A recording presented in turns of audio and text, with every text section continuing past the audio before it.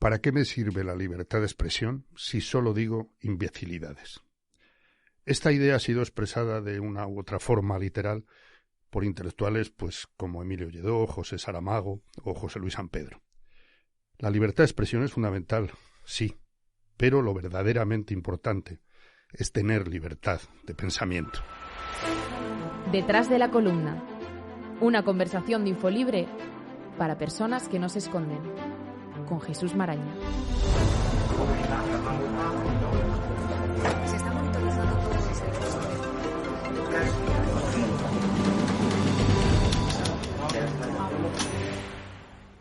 Hola, soy Jesús Maraña, director editorial de Infolibre. Bienvenidas, bienvenidos a Detrás de la Columna, un podcast en el que conversaremos con columnistas y analistas de nuestro periódico para conocerlos mejor, para escuchar sus reflexiones sobre una actualidad intensa y para hablar de estos tiempos acelerados en los que el pensamiento crítico es más importante que nunca si queremos tener herramientas fiables para formarnos una opinión libre sin distorsionar la realidad.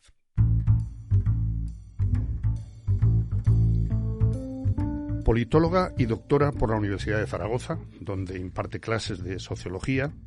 Sus áreas de interés o de especialización son la sostenibilidad y la calidad democrática y en especial la gobernanza para la transición ecológica. Es patrona de ECODES y de Fundación Renovables. Es autora de varios ensayos interesantísimos de lo que ha pasado en este país y lo que ha pasado en el mundo global en los últimos años. 15M, un movimiento político para democratizar la sociedad. Tras la indignación, 15M, miradas desde el presente. Es coautora, junto a Raúl Oliván, de Hackear la política. Es coeditora de la colección Más cultura política en el movimiento o foro Más democracia. Y es analista política, como seguro que todas nuestras oyentes conocen, en El País, en la cadena SER, en RTV y, por supuesto, en Infolibre. Cristina Monge, ¿cómo estás? ¿Qué tal? Pues encantada de estar aquí contigo compartiendo micro. Vamos a hablar del qué y del cómo de tu columna semanal que publicamos cada lunes. Gracias, como siempre, y hay que repetirlo, no nos cansamos de ello, gracias a los lectores comprometidos, a socias y socios que participan en Infolibre y que sostienen este medio. Tu columna se titula En transición y quizá convenga empezar por ahí. ¿Por qué en transición?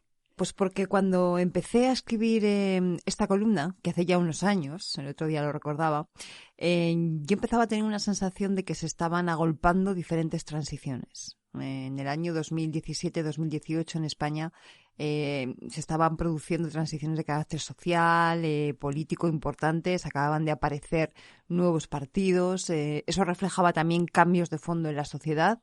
Y por lo tanto, todo me llevaba hacia esa idea de movimiento. Si luego a eso le unimos otro de los temas que yo trabajo, como bien decías, que es lo que tiene que ver con lo que entonces se llamaba ya la crisis climática, que ahora nos cuesta más hablar de transición ecológica, pues nuevamente vuelve a aparecer la palabra transición. Entonces, sí que es verdad que estamos en permanente cambio, que la transición es continua, pero yo creo que es una de las palabras que definen estos tiempos. Y que la democracia está en evolución permanentemente también. Afortunadamente, si fuera para bien, que es lo que no sabemos, porque las sociedades son bichos que no se están quietos nunca, están en permanente cambio. Bueno, Otra pues, cosa es que cambien hacia donde nos gusta. Sin más transiciones, echamos un vistazo detrás de la columna.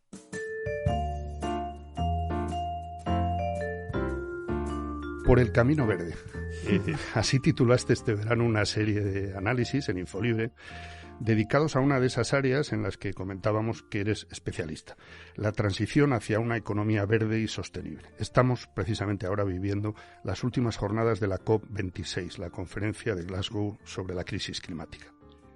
¿Qué esperas que salga de ahí? ¿Servirá para avanzar por ese camino verde o se queda muy lejos de lo que necesitamos para frenar el cambio climático? Pues yo creo que las dos cosas, y no es contradictorio. Efectivamente, esto es un camino, volvemos a la idea de transición. Esto es un camino hacia eso que hemos llamado la sostenibilidad y es una transición de una profundidad enorme. Yo creo que todavía nadie somos conscientes de la cantidad de implicaciones que tiene hacer frente al cambio climático y hacer frente a la crisis climática como tal. Generalmente hablamos de cambio climático y pensamos en incremento de temperaturas, en el medio natural, en el incremento del nivel de los mares, en los glaciares del Pirineo que se derriten. Pero además de todo eso hay una serie de afecciones de carácter social, económico y político importantísimos. Por ejemplo, Si yo os dijera que el cambio climático en estos momentos es uno de los factores que está tensionando nuestras democracias, no es una cuestión baladí, sino que en la medida en que agrava problemas y malestares previos, pues tensiona un clima social. Y excita todo tipo de emociones. Totalmente, en un sentido y en el otro. ¿Qué va a pasar en la COP? Yo creo que hay que tener los dos puntos, ¿no? Si echamos la vista atrás, yo tengo la sensación que esta es una de las COPs, una de las cumbres del clima, en la que más esperanza se ha puesto y en la que a día de hoy, que todavía no ha terminado, cuando estamos grabando este podcast, ha habido ya más avances. Entonces, en ese sentido creo que es positivo. La famosa cumbre de París, que supuso un antes y un después en lo que llamamos la diplomacia climática, a unos días de terminar, no había avanzado ni muchísimo menos tanto como ha avanzado la cumbre de Glasgow hasta ahora. ¿Es eso suficiente? No. Pero es que nunca va a ser suficiente. O sea, es que esto es un camino que consiste en empezar a recorrerlo e intentar avanzar lo más rápido posible y con mayor ambición posible, pero ojo, sin exacerbar esas tensiones sociales que decíamos antes. Por lo tanto, es un equilibrio que tenemos que tener en cuenta siempre, que es la propia noción de sostenibilidad. La propia idea de sostenibilidad nos lleva al equilibrio entre lo económico, lo social y lo ambiental, ¿no? Como si fueran tres patas de una mesa que tienes que sostener. En ese sentido, ¿se puede correr más? ¿Se puede ser más ambicioso? Seguro que sí. Seguro que de lo que salga en Glasgow se podría pedir más. Pero que eso no nos lleve a no valorar los avances, porque por lo que sabemos hasta hoy, los avances pueden ser muy importantes. O sea, ¿crees que de aquí no va a salir una frustración colectiva una vez más? Es que las frustraciones son una cuestión de expectativas y de sensaciones. Entonces, yo escucho estos días a los movimientos de jóvenes por el clima expresar esa frustración, que la están expresando ya, y los entiendo. Y además sé que su función es pedir más ambición, pedir más velocidad, estar en la vanguardia y por lo tanto esa frustración, que es una cuestión de sensaciones, va a existir. Pero ojo que también tiene un aspecto peligroso. Si empezamos a crear la sensación o la idea de que estamos abocados al colapso, de que nadie hace sus deberes lo suficientemente con la suficiente diligencia, de que no hay una salida clara y de que no hay alternativa posible, nos estamos rindiendo. Y si nos estamos rindiendo, entonces sí que el desastre será todavía mayor. Por lo tanto, aunque mantengamos esa visión crítica, que hay que mantenerla siempre, pero veamos también que es posible. Acabamos de conocer un informe de la Agencia Internacional de la Energía que nos dice, si todos los países hacen lo que han dicho que van a hacer, el incremento de temperaturas estará en el 1,8 aproximadamente, que en sí es una mala noticia, pero ojo, que es que estamos hablando de que en estos momentos podemos estar llegando en torno a 3 grados de incremento de temperatura de aquí a unas décadas. ¿España está haciendo exactamente lo que debe hacer respecto al cambio climático? España en estos momentos pasa por ser uno de los países más avanzados en la lucha contra el cambio climático y sobre todo en la idea de transición justa, que es importantísimo. Es decir, hacer esa transición apoyando de forma especial a los que lo van a pasar peor, ¿no? Está haciendo todo lo que tiene que hacer. Yo insisto en esa idea. Es que es imposible hacer todo lo que hay que hacer. O sea, es que a día de hoy implicaría una revolución de tal que yo creo que no hay nadie que políticamente pueda sostener ese peso. Ahora bien, dentro de los márgenes de posibilidad, en estos momentos España pasa por ser uno de los países que más está cumpliendo y, por supuesto, todo es mejorable. Faltaría más. Pues veamos otro asunto en el que quizá podamos hacer más.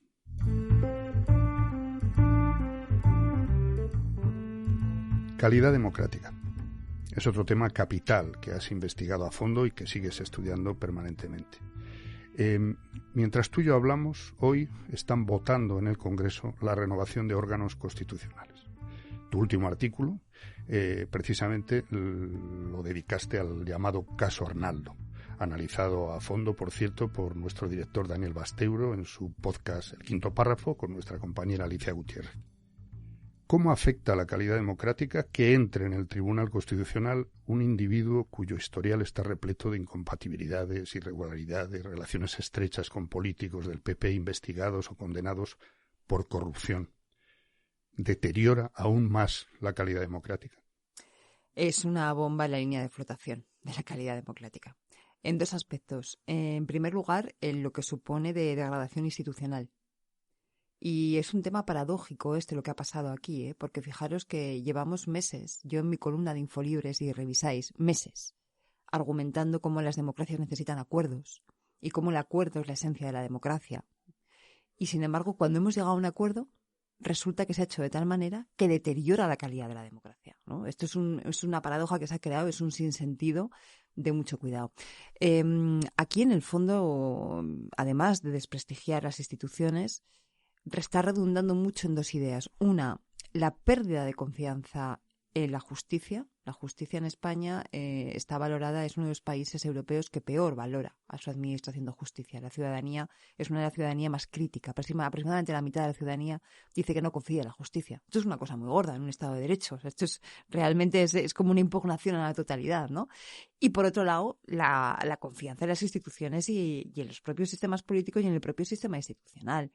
Yo no sé si eso que hemos repetido muchas veces, yo lo he publicado en mi columna también alguna vez, esos últimos datos del Eurobarómetro, donde dicen que aproximadamente un 7% de los españoles y españolas confían en los políticos. Un 7%. O sea, que un 93% no se fían de ellos. Tremendo. Tremendo. O sea, eso es algo que desde el punto de vista de legitimidad democrática pone los pelos de punta.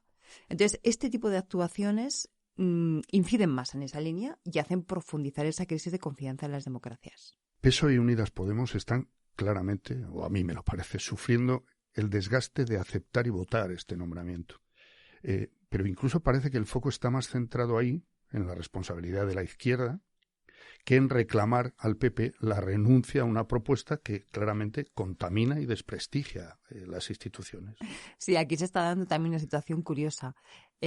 Parece como que se está dando por hecho en el debate que es normal que el PP plantee este claro, candidato. Es como que está por descontado, ¿no?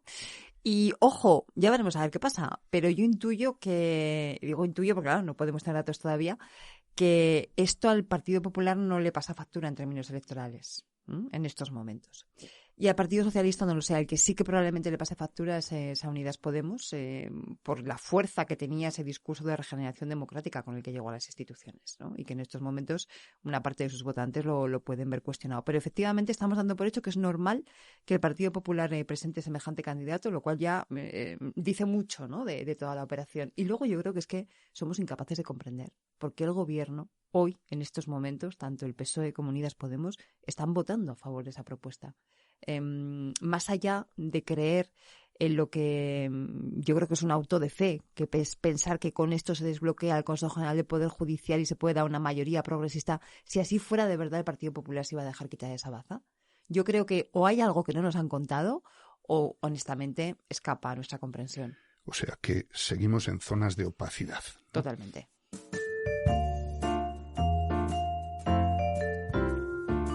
Pues uno de los rasgos, me parece, más interesantes del periodismo digital es el diálogo permanente con los lectores. Y no hace mucho tú comentabas otra zona de opacidad.